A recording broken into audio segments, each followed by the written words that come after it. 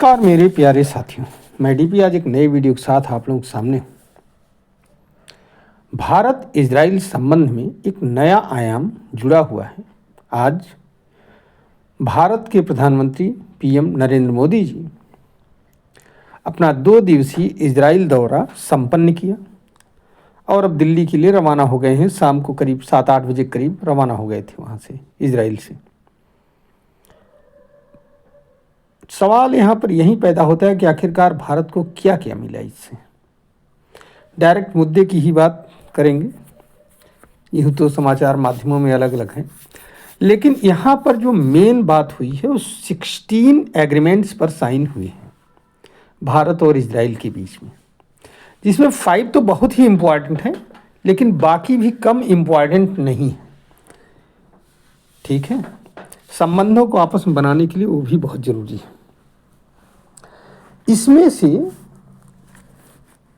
Special global strategic partnership की बात की गई है। स्पेशल ग्लोबल स्ट्रेटेजिक पार्टनरशिप की बात, इसका मतलब व्यापार तो रहेगा ही रहेगा, साथ ही साथ सुरक्षा, सैन्य और आर्थिक मदद, अंतरिक्ष में सुरक्षा आदि सेक्टर्स में हर जगह योगदान होगा।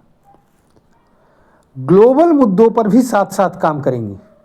अगर कहीं विश्व स्तर पर यूएन वगैरह में कोई चीज़ होगा तो वहाँ पर भी साथ साथ रहेंगे।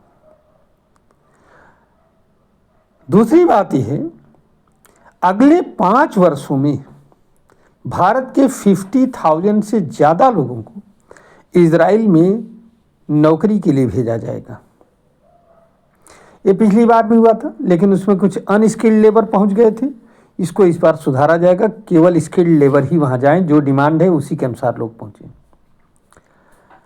एक और समझौता हुआ जिसके तहत यूपीआई जो है इजराइल में भी अब काम करेगा हमारा और मान्य होगा। एक बहुत बड़ा मुद्दा है यूपीआई का। ये जो हम लोग पेमेंट करते हैं यूपीआई से ना, तो अब इजराइल में भी काम करेगा। इससे जो इजराइल जो लोग जाते हैं उनके लिए आसानी होगी। और भारत जो है इजराइल के साथ फ्री ट्रेड एग्रीमेंट की बात की जा रही है कि Bharat Israel free trade agreement बनेगा, साइन होगा आगे आने वाले दिनों में, और इससे दोनों देशों के बीच में व्यापार संबंध बढ़ेगा।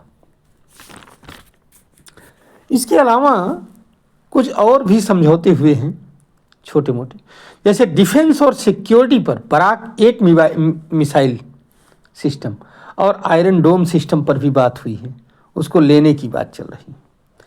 एग्रीकल्चर में विलेज ऑफ एक्सेलेंस बनाया जाएगा भारत में, इजराइल के तर्ज पर खेती होगी, जहाँ कम उससे पानी से खेती वो लोग करते हैं, पानी का उपयोग करते हैं। इनोवेशन एंड टेक्नोलॉजी में एआई, साइबर सिक्योरिटी, इस सेक्टर में जो इनोवेशन होगा, नवाचार होगा, उसकी बात की गई है।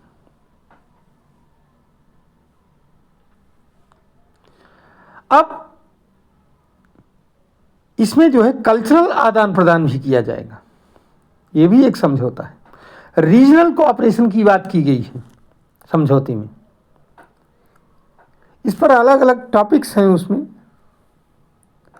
उसके बाद में बायलेटरल इन्वेस्टमेंट एग्रीमेंट BIA की बात की गई है।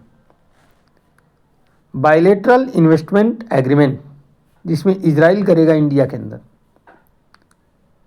भारत इजराइल औद्योगिक अनुसंधान, विकास एवं नवाचार को बढ़ावा दिया जाएगा। और मोस्ट फेवर्ड नेशन, निष्पक्ष समता मूलक व्यवहार, इसके साथ जो है दोनों देश आगे बढ़ेंगे। यहाँ पर एक बात और ये तो कुछ समझौते रहे जिसको मैंने आपके सामने बताया, ये करीब हो जाएंगे, अगर आप देखोगे तो 14, 15, 16 समझौते हो जाएंगे, 14, 15 समझौते, करीब 14, 15 एग्रीमेंट्स हो जाएंगे करीब।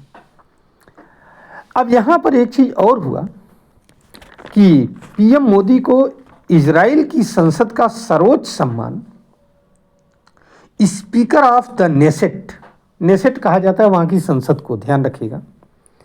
तो स्पीकर ऑफ द नेसेट के अवार्ड से सम्मानित किया गया, और ऐसा पाने वाले पीएम मोदी विदेश के पहले नेता हैं जिन्हें ये सम्मान दिया गया है। और यहाँ ये ध्यान रखने की बात है कि कुल मिलाकर के पीएम मोदी को अब तक में 30 देशों का सर्वोच्च सम्मान मिल चुका है। और यहाँ एक और इम्पोर्टेंट बात है, ये सम्मान उनको दिया किसने? वहाँ के मतलब नेसेट के अध्यक्ष ने, जैसे हमारे यहाँ लोकसभा के अध्यक्ष होते हैं। पीएम मोदी एक ऐसे प्राइम मिनिस्टर हैं या विश्व स्तरीय नेता हैं जिनको फिलिस्तीन ने भी अपने देश का सर्वोच्च सम्मान, नागरिक सम्मान दिया है।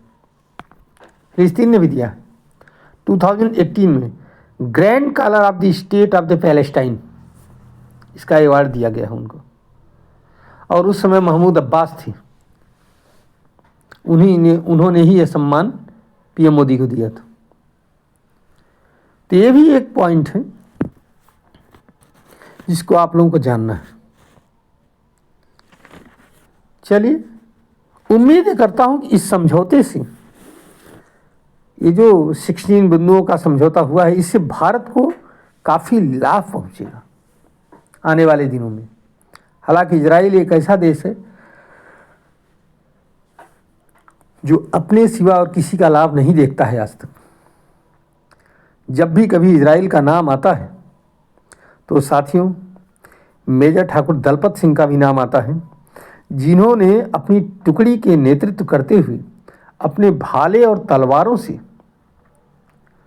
तुर्की सेना जो मशीन गनों से लड़ रही थी और ऊपर थी, हमारे सैनिक नीचे से गए, भारतीय सैनिक जो तत्कालीन ब्रिटिश सेना के लिए काम करते थे, और नीचे से जाकर के भाले और तलवारों से उनको मार दिया और तुर्की का जो साम्राज्य था हाइफा को मुक्त करा लिया था। एक बहुत बड़ा युद्ध था अपने ज़माने का, 1918 में युद्ध लड़ा गया था। और इसके लिए ठाकुर मेजर दलपत सिंह को विक्टोरिया क्रॉस भी मिला था, क्योंकि उसमें हम लोग ब्रिटिश सेना की तरफ से लड़ते थे ना। तो ये अदम्य साहस